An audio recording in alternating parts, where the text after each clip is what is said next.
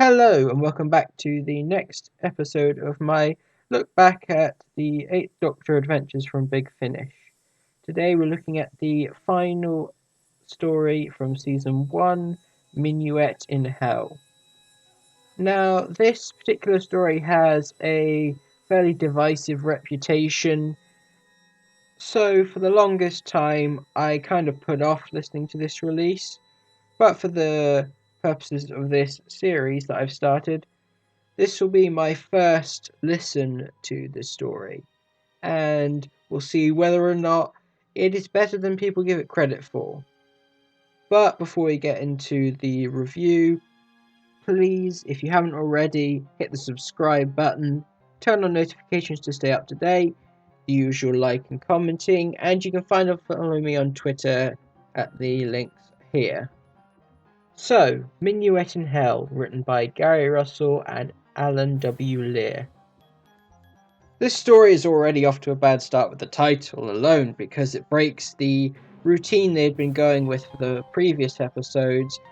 I mean, come on, we've got Storm Warning, Sword of Orion, Stones of Venice, and there's clearly sibilance going on here, and you decide to break that. It's just not on Minuet in Hell. In terms of more serious discussion, a fairly positive start is the fact that this story includes none other than the Brigadier himself. It's you, Zebediah Doe. Now, shall we just get you out from these dustbins before you get carried away for recycling? I know you don't, Ty. We're friends. That's right, old chap. Since this morning at the Institute, we're practically childhood sweethearts. Played by the late, great Nicholas Courtney. It's always great to hear him in these early Big Finish releases and how they managed to make the most of him before he passed away. And I think much like with Sword of Orion, it was very much a case of trying to get the Eighth Doctor meets the Brigadier as quickly as possible, much like they did with their earlier release, The Spectre of Lanyon Moor, where the Brigadier met the Sixth Doctor.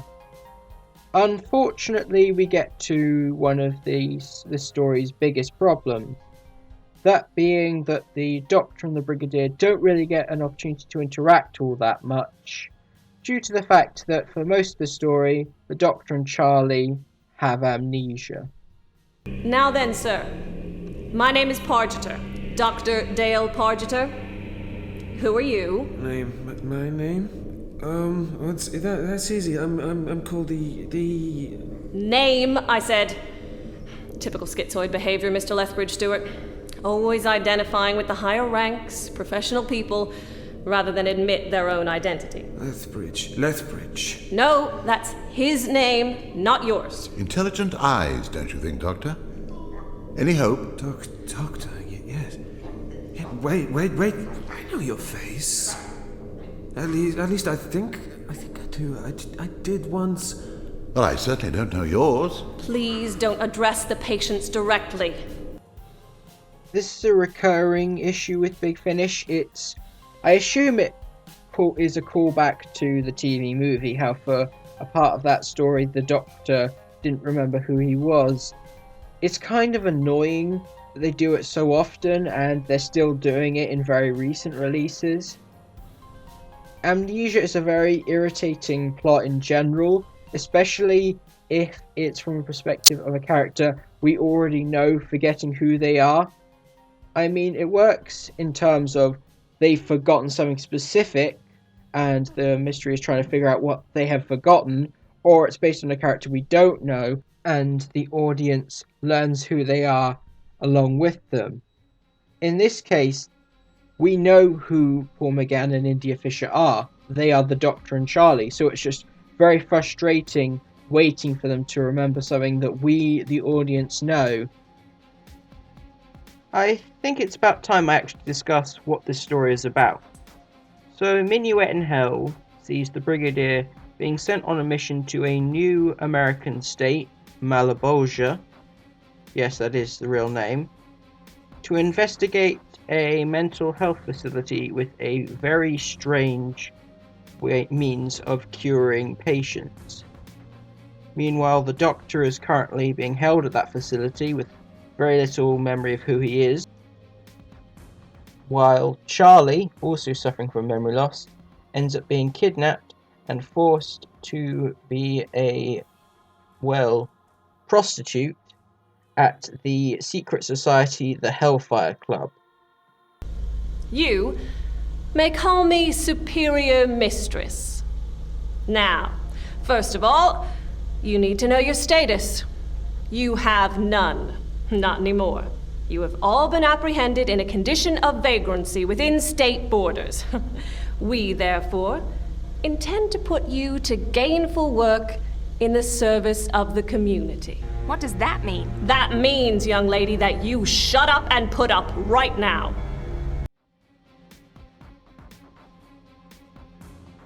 While the amnesia plot is a bit frustrating at times, particularly when there's a moment the Doctor escapes from the Institute, reunites with the Brigadier, only because the Brigadier doesn't know who he is, just takes him back straight away, the actual story itself is pretty interesting. Compared to, say, Sword of Orion, which is fairly straightforward and safe, this story definitely pulls no punches, and you can definitely tell this was made at a time when Doctor Who was mostly catered to an adult audience. I wouldn't really recommend this release to younger viewers in terms of the horror elements, and I mentioned before, it very much plays up the fact that the Hellfire Club held orgies, and Charlie comes very close to being put into some pretty difficult situations. Anyway, the 1760s were when the original Hellfire Club was at its height in England. Oh? Educate me further. Oh, righty-ho. Actually, it's quite fascinating. None of your run-of-the-mill anyone-can-join gentlemen's club. The Hellfire Club were the cream of English aristocracy. Half the government were members. Bute, the Prime Minister, Lord Sandwich, who ran the Navy, the Chancellor, and all sorts of weird types as well. Strikes me Britain turns out lots of weird types. What exactly did they do? I mean, what are we letting ourselves in for tonight? Oh, nothing to worry about. Right. Nothing to worry about. Just a bunch of dirty old men. Well, there was the devil worshipping, of course. Non-stop orgies, drink, jewels, and ladies of easy virtue shipped to their abbey at Medmenham. That's us then. Yes, but that was back then. Surely that sort of thing isn't still going on now. However, compared to the Doctor, Charlie is in the position where she's able to regain her memories a lot more quickly, and after she escapes from the Hellfire Club, she is allowed to be more active, so the fact that she doesn't remember who she is isn't as distracting. Didn't 19th century tailors believe in necklines? 18th century, actually. These ball gowns and powdered wigs are 18th century, not 19th. Sometime in the 1760s, probably. So how come you know? Oh, sorry, I didn't mean to show off. No, Charlie. How do you know? Good point. How come I can't remember my own name or how I got here, but I've got Macaulay's English history at my fingertips? Oh, this is so frustrating. Another element of the story, which I won't go into too much detail as to not spoil it, is a mysterious journalist who also ended up at the Institute, played by Nicholas Briggs.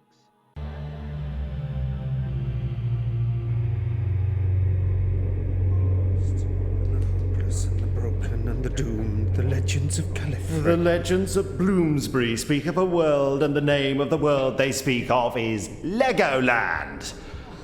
Listen, old man, are you going to go on like this all night?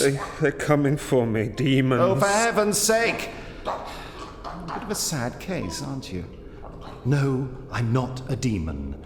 Just a humble British journalist who has temporarily lost his wits. And most likely his patience as well, if you don't stop whittering on all night about hell.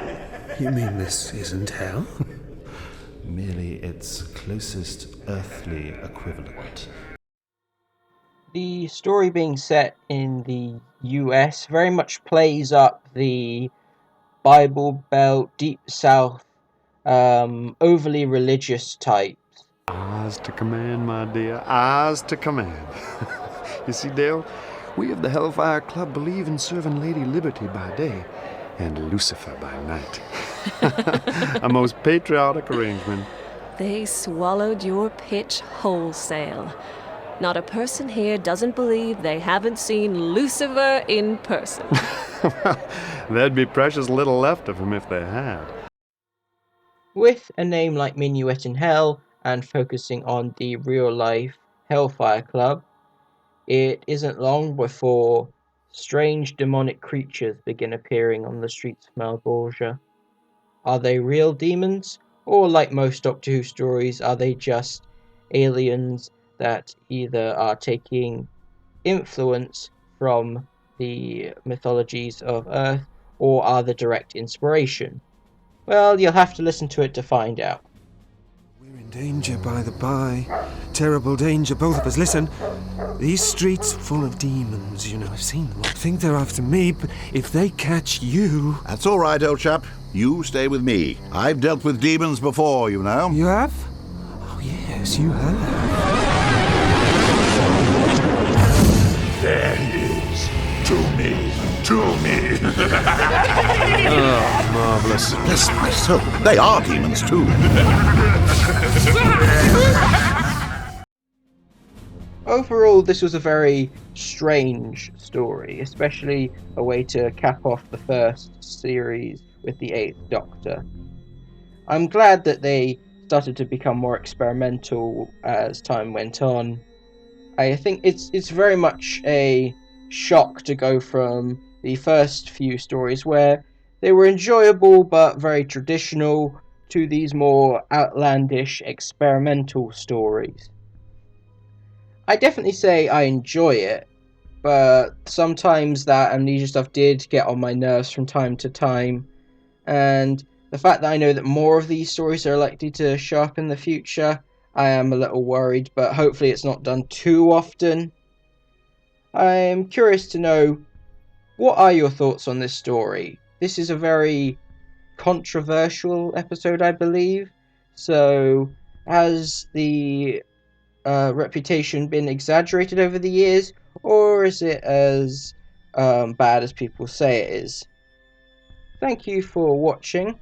Be sure to like, subscribe and comment as I said before, and I'll see you next time.